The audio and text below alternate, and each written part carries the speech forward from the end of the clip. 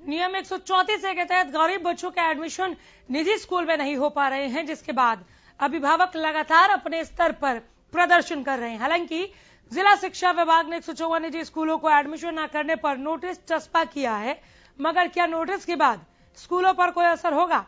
Report देखिए।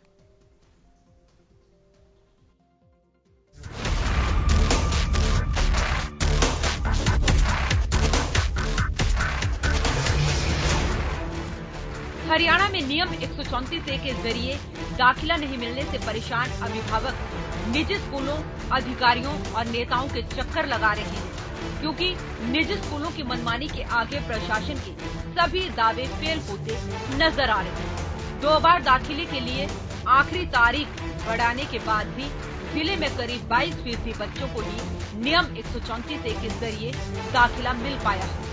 अभिभावक स्कूलों की शिकायत करने के लिए अधिकारियों के पास जाते हैं, जहां उन्हें स्कूलों पर कार्रवाई करने का आश्वासन देकर लौटा दिया जाता है। अभिभावक समस्या से निजात पाने के लिए मौजूदा सरकार के नेताओं से भी कई बार गुहार लगा चुके हैं।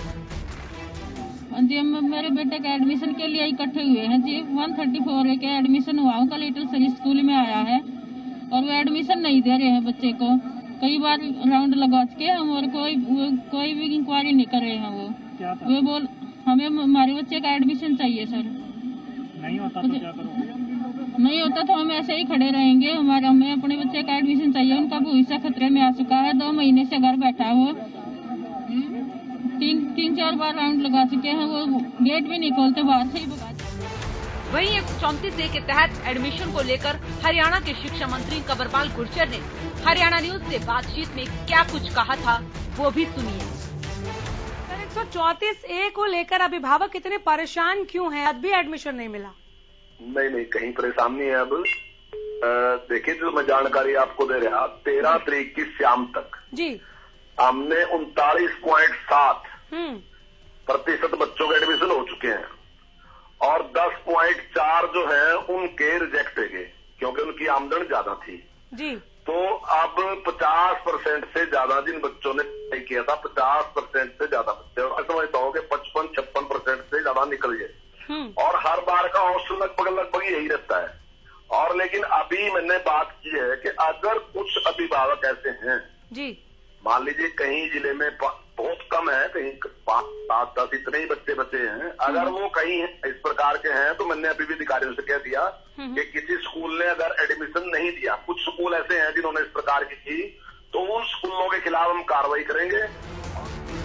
वहीं दूसरी ओर रोहतक डिप्टी डीईओ यानी जिला शिक्षा अधिकारी विजय लक्ष्मी का कहना है कि निजी स्कूल बच्चों के एडमिशन रिजेक्ट करने में लगे हुए हैं।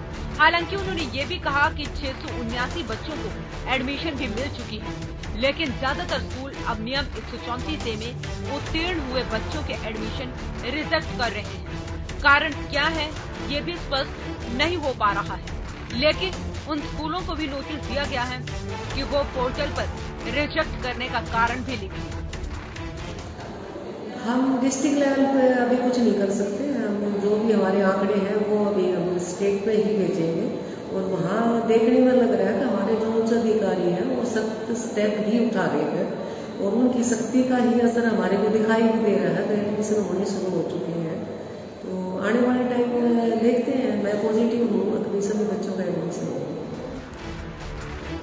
विजय लक्ष्मी ने बताया कि बड़े स्कूल एडमिशन करने में आनाकानी कर रहे हैं, लेकिन अब तक निजी स्कूलों को नोटिस दिया गया है और जवाब मांगा गया है कि वो बच्चों का एडमिशन क्यों नहीं कर रहे। उन्होंने बताया कि 15 जनवरी एडमिशन की अंतिम तिथि थी। जब उनसे पूछा गया कि अब इन स्कूलों पर कार्रवाई क्यों नहीं कर रहे हैं, तो उन्होंने कहा कि जिला स्तर पर इन स्कूलों पर कार्रवाई नहीं कर सकते और इसकी एक रिपोर्ट बनाकर विभाग को भेजेंगे। ऐसे में सवाल ये है कि जब स्कूल न सरकार की सुन रहे हैं न विभागीय अधिकारी की, तो आखिर बच्चों का एडमिशन कैसे होगा? क्या स्कूलों की मनमानी के खिलाफ कोई कार्रवाई करेगा या क्या बच्चों के भविष्य के साथ ऐसे ही खिलवाड़ होता रहेगा? हरियाणा न्यूज के लिए रोहतक से हर्ष की रिपोर्ट।